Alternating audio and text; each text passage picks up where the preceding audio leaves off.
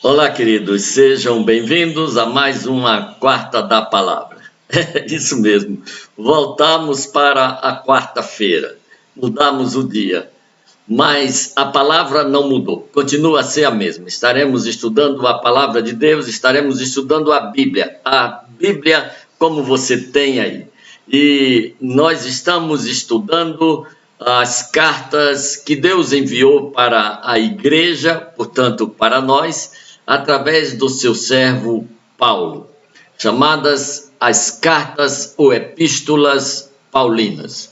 E hoje nós vamos começar o estudo destas cartas pelo estudo da carta aos Gálatas. As cartas que Paulo escreve são sempre uma consequência de um trabalho missionário que fora feito antes.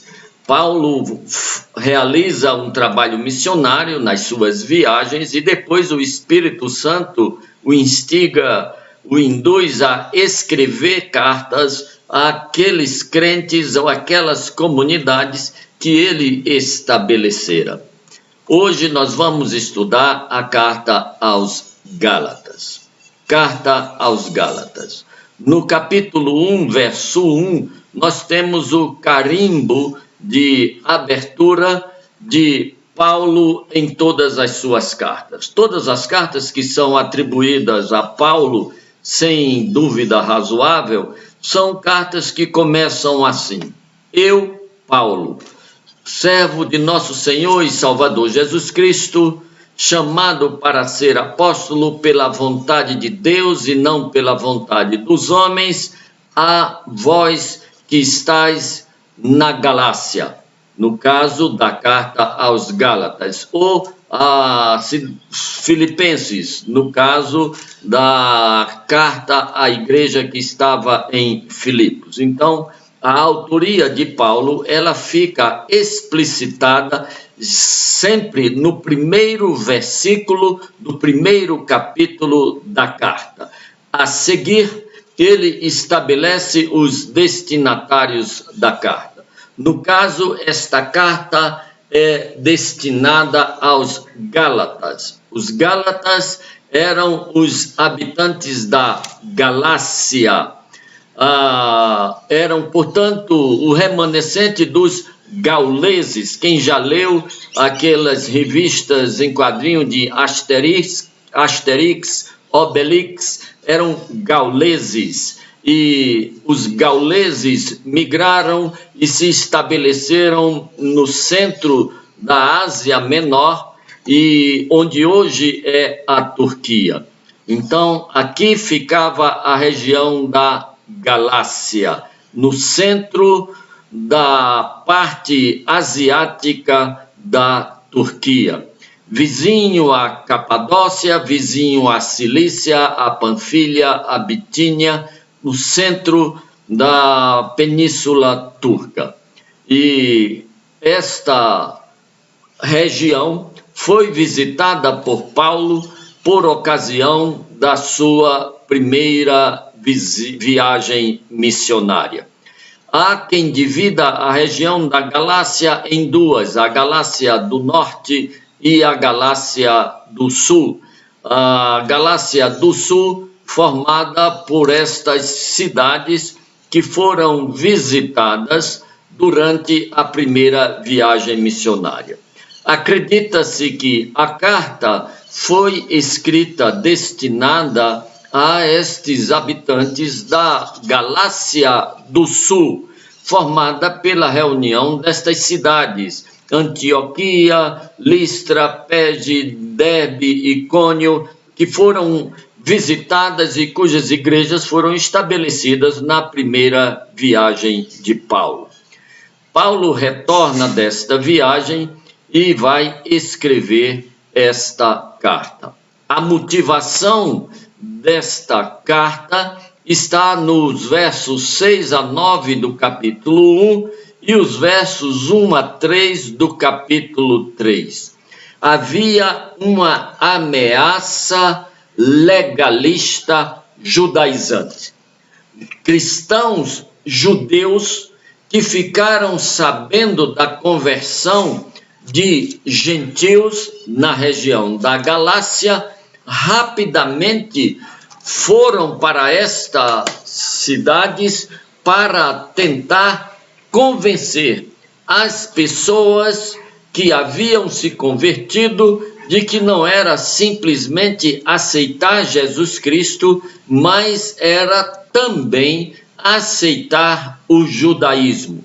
Essas pessoas entendiam que o cristianismo era apenas uma nova forma de judaísmo e nada do que já estava estabelecido antes haveria de ser sonegado.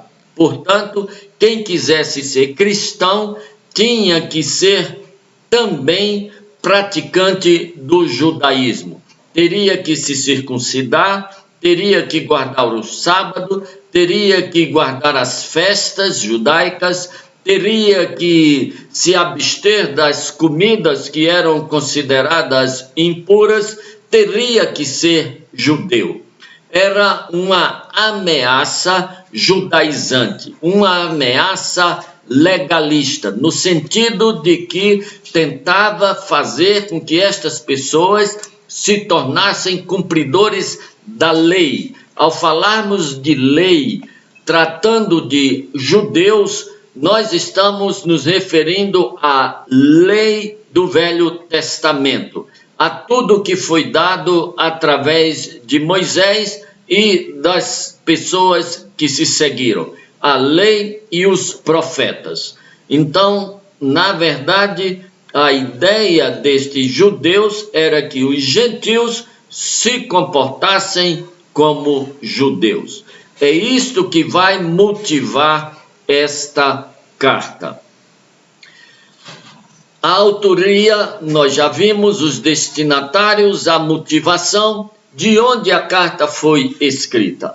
Não há consenso de onde esta carta possa ter sido escrita, porque não há consenso sobre o momento em que ela foi escrita. Uma das possibilidades, uma das mais aceitas, é que esta carta foi escrita da cidade de Antioquia da Síria.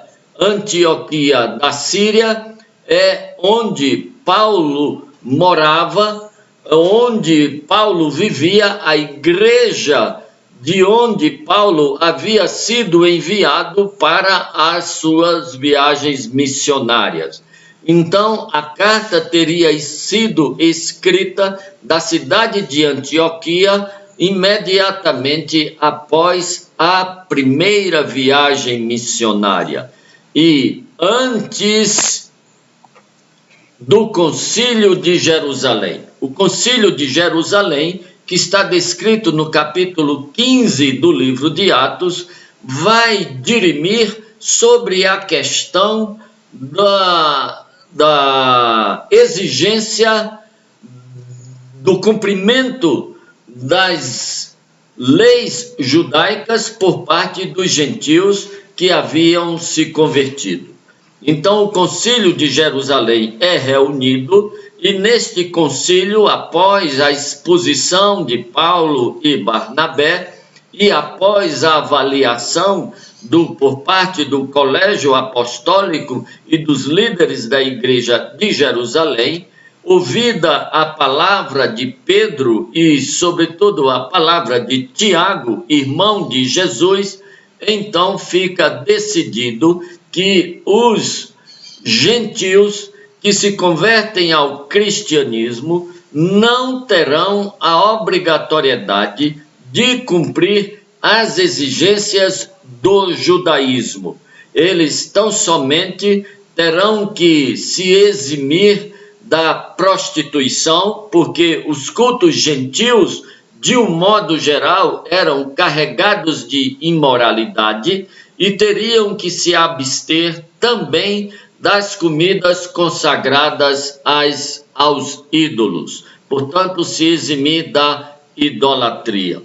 Estas são as duas únicas exigências por parte do Concílio de Jerusalém para uma igreja cristã formada a partir de pessoas gentias. Entendemos que esta carta foi escrita após a primeira viagem, porque somente após a primeira viagem nós vamos ter uma igreja cristã na Galácia. E antes do Concílio de Jerusalém, posto que na carta não é mencionada esta decisão do concílio, que seria um argumento decisivo, um argumento que poria fim a todo tipo de influência desses judeus legalistas. Então, como não há nenhuma referência à decisão do Concílio de Jerusalém, supõe-se, com uma boa possibilidade de acerto, que esta carta aos Gálatas foi escrita após a primeira viagem missionária e antes da decisão do Concílio de Jerusalém.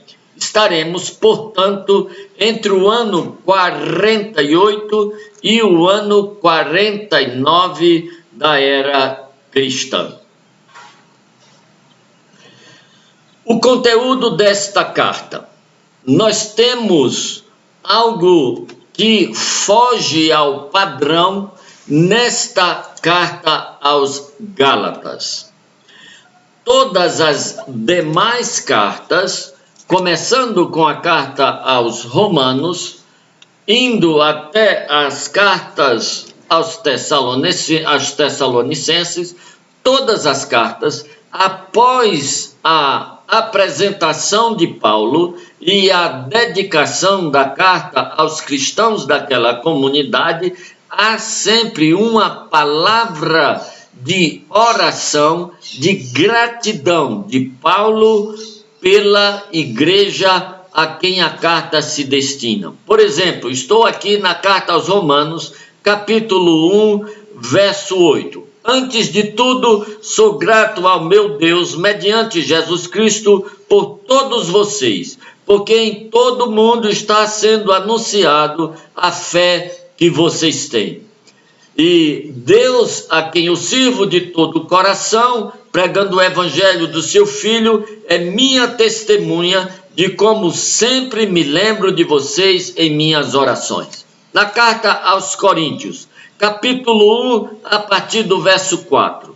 Sempre dou graças a meu Deus por vocês, por causa da graça que lhes foi dada por Ele em Cristo Jesus. E aí segue. Na carta aos Efésios, nós vamos encontrar: bendito seja o Deus e Pai de nosso Senhor Jesus Cristo, que nos abençoou com toda sorte de bênçãos espirituais, etc, etc, etc. E verso 15. Por esta razão, desde que ouvi falar da fé que vocês têm no Senhor Jesus e do amor que demonstraram para com todos os santos, não deixo de dar graça por vocês, mencionando vocês nas minhas orações.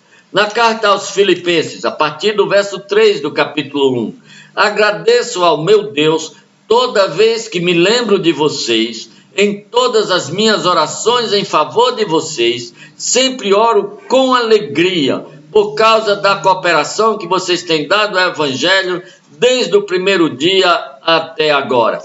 Na carta aos Colossenses ele diz, verso 3, sempre agradecemos a Deus, o Pai de nosso Senhor Jesus Cristo, quando oramos por vocês, pois temos ouvido falar da fé que vocês têm em Cristo Jesus e do amor que têm por todos os santos e por causa da esperança que está reservada para vocês nos céus. Na carta aos Tessalonicenses, no verso 2, já no verso 2, sempre damos graças a Deus por todos vocês, mencionando-os em nossas orações, lembrando-nos continuamente diante de Deus e Pai, o que vocês têm demonstrado, etc, etc, etc, etc. Então, queridos, é uma marca na estrutura das cartas de Paulo iniciar com um tempo de gratidão a Deus por aquela comunidade para quem ele está enviando a carta. No caso da carta aos Gálatas, não há esta palavra de gratidão a Deus pela comunidade. Pelo contrário, ele já começa descendo a lenha sobre a comunidade, dizendo: admiro-me de que vocês estejam abandonando tão rapidamente aquele que os chamou pela graça de Cristo para seguirem outro evangelho, que na realidade não é outro evangelho, etc, etc. Então, Paulo já entra de sola na comunidade da Galácia. Não há a palavra de gratidão a Deus pela comunidade, não há uma referência à fé, ao amor, ao serviço, à perseverança da comunidade, muito pelo contrário, há uma repreensão. E nós vamos ter, a partir do verso 11, a defesa do Evangelho de Paulo. Paulo vai fazer uma defesa do Evangelho que ele prega. Vale a pena lembrar, queridos, que Paulo não era de aceitação coletiva. Paulo não era de unanimidade, não fazia parte da unanimidade da igreja. Muitas pessoas tinham restrições a Paulo, sobretudo a Paulo como apóstolo. Vamos voltar a tratar disso logo, logo. Então, ao defender a sua pregação, ao defender o seu evangelho, Paulo diz assim: faço-vos saber, irmãos, que o evangelho que por mim foi anunciado não é segundo os homens, porque não o recebi, nem aprendi de homem algum, mas pela revelação de Jesus Cristo. Quando aprove a Deus, que desde o ventre de minha mãe me separou e me chamou pela sua graça, revelar seu Filho em mim, para que pregasse entre os gentios, não consultei a carne nem ao sangue. Então, Paulo está dizendo que o evangelho dele é um evangelho que não foi recebido de nenhum homem, de nenhum anjo, nem de arcanjo, nem de querubim e nem de serafim. O evangelho que Paulo prega, ele o recebeu diretamente por revelação de Jesus Cristo. Depois Paulo vai fazer uma defesa do seu apostolado. Explico. Quando Judas se enforca e surge uma vaga no colégio apostólico, o colégio apostólico estabelece os pré-requisitos dos candidatos a comporem com eles o colégio apostólico.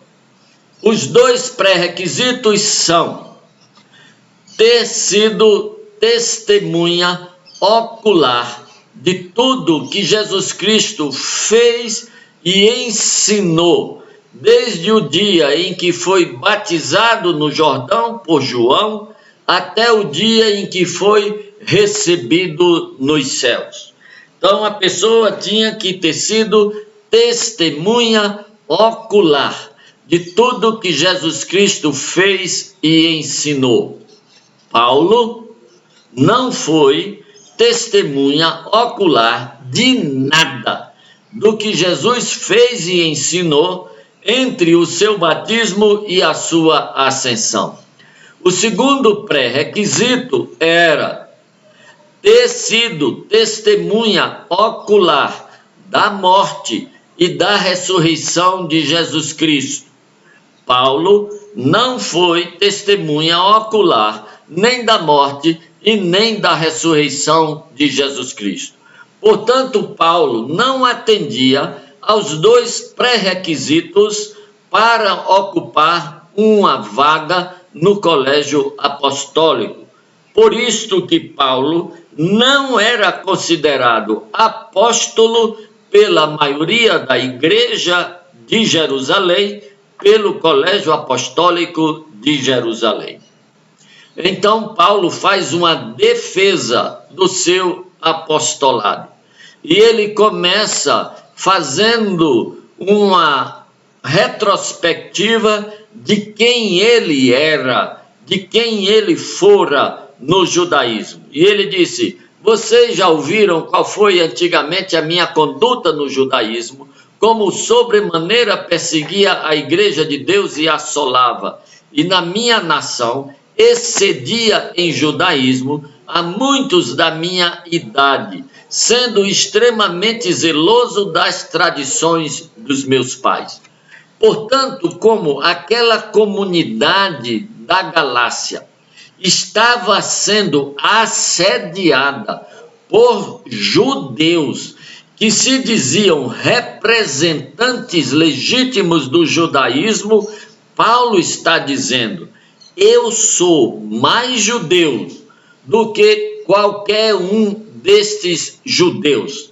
Quem sabe a minha história sabe que eu ultrapassava todos os da minha idade no quesito judaísmo. Portanto, desse assunto eu entendo. E então ele continua dizendo: quando aprove a Deus, que desde o ventre de minha mãe me separou e me chamou pela sua graça, revelar seu filho em mim, para que o pregasse entre os gentios, atenção, ele diz: não consultei a carne nem o sangue, eu não consultei ninguém. Quando Deus me chamou, ele me chamou, ponto final. Eu não consultei ninguém, eu não fui a Jerusalém conversar com quem já era apóstolo antes de mim. Eu fui para a Arábia e voltei para Damasco, na Síria. E depois de 3 anos foi que eu fui a Jerusalém para ver a Pedro e fiquei com ele 15 dias e não vi nenhum dos outros apóstolos senão Tiago, irmão do Senhor. Só lembrando, queridos, en passant, que os irmãos de Jesus Cristo não criam em Jesus Cristo, mas alguma coisa aconteceu após a morte e a ressurreição de Jesus, e os seus irmãos se convertem. E nós temos aqui Tiago, irmão de Jesus, ocupando um lugar de destaque na liderança da igreja cristã em Jerusalém. Então Paulo diz que as únicas pessoas que ele viu foi Pedro e Tiago, irmão de Jesus. Depois ele volta para a Síria e para Sicília e vai passar 14 anos antes de ir outra vez a Jerusalém com Barnabé. E ele diz: e mesmo quando eu fui a Jerusalém para me encontrar com Pedro, com Tiago e com os demais líderes da igreja, eles não me acrescentaram nada. Pelo contrário, quando eles viram que o evangelho da incircuncisão me fora confiado, como a Pedro o da circuncisão, então eles me deram a destra da fraternidade. Eles concordaram e ficou estabelecido que eu seria o enviado para o ministério entre os gentios, e Pedro seria o líder do ministério entre os judeus.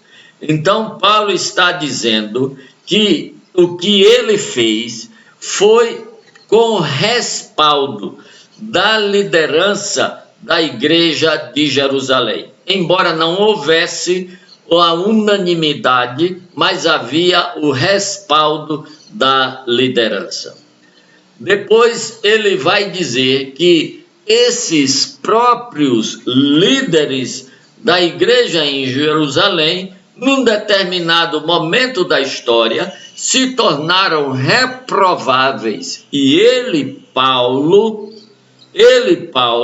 repreendeu a Pedro e até o próprio Barnabé, porque eles estavam lá em Antioquia, vivendo numa boa, comendo numa boa com os gentios, e aí quando chegaram pessoas de Jerusalém, eles se afastaram dos gentios para não aparecerem mal na foto.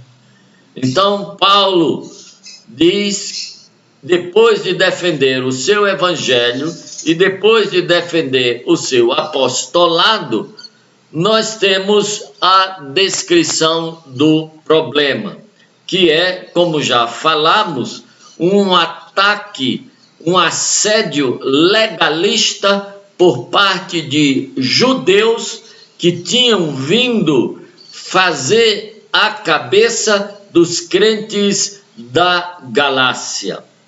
E no capítulo 3, capítulo 4 e capítulo 5, nós vamos ter uma forte argumentação com fortes elementos do judaísmo para corroborar a declaração de Paulo. E a declaração de Paulo é esta, a tese central desta carta. Capítulo 2, verso 16. Vamos ler juntos? Sabendo que o homem não é justificado pelas obras da lei, mas pela fé em Jesus Cristo. De novo, sabendo que o homem não é justificado pelas obras da lei, mas pela fé em Jesus Cristo. Esta lei aí é lei referindo-se à lei mosaica, ao Velho Testamento. Temos também crido em Jesus Cristo para sermos justificados pela fé em Cristo e não pelas obras da lei. Atenção para essa declaração. Porquanto, pelas obras da lei, nenhuma carne será justificada. Porquanto, pelas obras da lei, nenhuma carne será justificada. Fica estabelecido de forma inegociável, sem espaço para manobras, que a fé é o suficiente, a fé em Jesus Cristo é o suficiente para a justificação de todo aquele que crê. Pelo cumprimento da lei, circuncisão, guarda de sábado, comidas proibidas, festas judaicas e todas aquelas leis rituais, nenhuma delas tem qualquer valor para pessoas que se achegaram a Deus pela graça, pela fé em Jesus Cristo. Não há possibilidade, não há forma de conciliar salvação pela fé com salvação pela lei. Não há. Somos salvos pela fé, ponto final. Não é somos salvos pela fé mais a lei, pela fé mais as obras. Não, é a salvação, é pela fé, ponto final. Esta é a tese central da carta aos Gálatas. Queremos destacar um capítulo, que é o capítulo 5, a partir do verso 16. Ele diz assim: andai no Espírito, e não cumprireis as concupiscências da carne. Ele está dizendo que para se proteger do pecado, das tentações da carne, a solução é andar no Espírito Santo. Andar no Espírito Santo.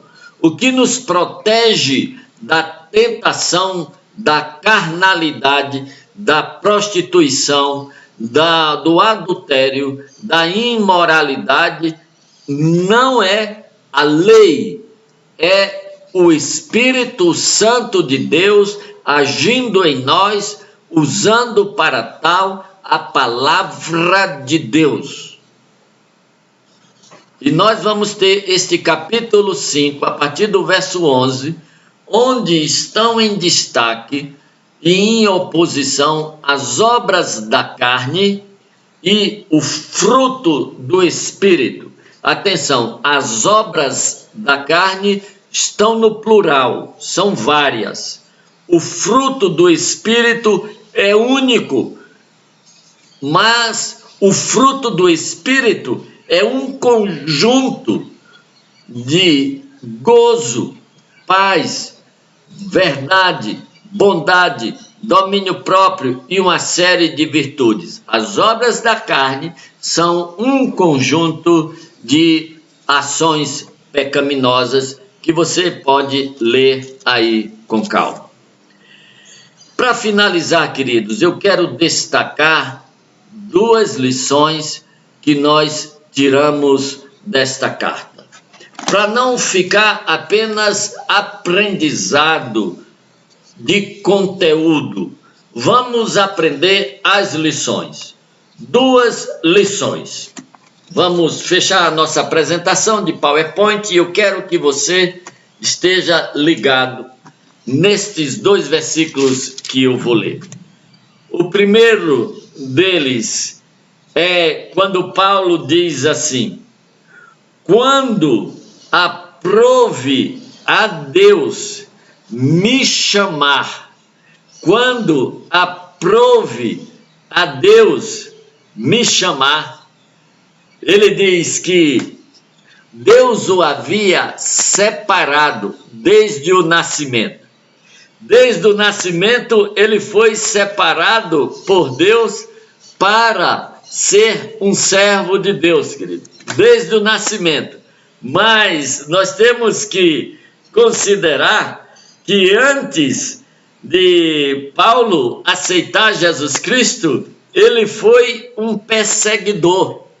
Na verdade, ele foi um cúmplice de assassinato, de morticínio. Sim, porque Paulo prendia as pessoas, arrastava as pessoas e as entregava para que elas fossem julgadas pelo Sinédrio e para que fossem mortos. Então, queridos, Paulo tinha esse tipo de comportamento, mesmo tendo sido escolhido por Deus desde o seu nascimento. Aliás, isto vem corroborar uma palavra que o próprio Deus disse a Ananias, aquele homem lá de Damasco, que foi enviado por Deus para orar por Paulo, para que Paulo recuperasse a visão. Quando Ananias se contrapõe a Deus dizendo: mas Senhor, este homem, todos nós sabemos que ele está aqui para prender as pessoas, nós sabemos que ele está aqui porque ele veio para levar algemado para Jerusalém pessoas para serem mortas. Deus diz a Ananias: vai, porque este homem é para mim vaso escolhido, para levar a minha palavra diante de reis e de autoridades. Queridos, Deus tem um cronograma. Deus tem o seu próprio calendário. Deus estabeleceu o dia em que Paulo haveria de se render a Jesus Cristo. Deus estabeleceu que Paulo haveria de ser apóstolo, embora antes Paulo fosse perseguidor. E enquanto Paulo era perseguidor, ele já havia sido escolhido. Portanto, o que eu quero que nós aprendamos com isto é a aguardarmos o tempo de Deus. Nós somos muito impacientes com as pessoas que não aceitam a nossa palavra numa primeira, numa segunda ou numa 10ª pregação, que importa. E se ela precisar ouvir 11 vezes? E se precisar ouvir 20? E se precisar passar 20 anos, 30, 40, 50? Quanto tempo você está disposto a investir na conversão do seu marido, da sua esposa, dos seus filhos, dos seus pais? Quanto tempo você está disposto a investir sem desistir? Esta é a primeira lição que eu quero compartilhar com vocês. E a segunda lição, queridos, é que não existe upgrade para a graça. Quem foi salvo pela graça não faz upgrade com legalismo, não faz upgrade com merecimento. Quem viaja na primeira classe de um avião, se mudar de assento e de categoria, é para ir para o pulgueiro lá atrás, para ir para a galera. Não existe upgrade para quem já está na primeira classe. Não existe upgrade para quem foi salvo pela graça. Não existe upgrade para quem já é filho de Deus. Deus te abençoe. Amém.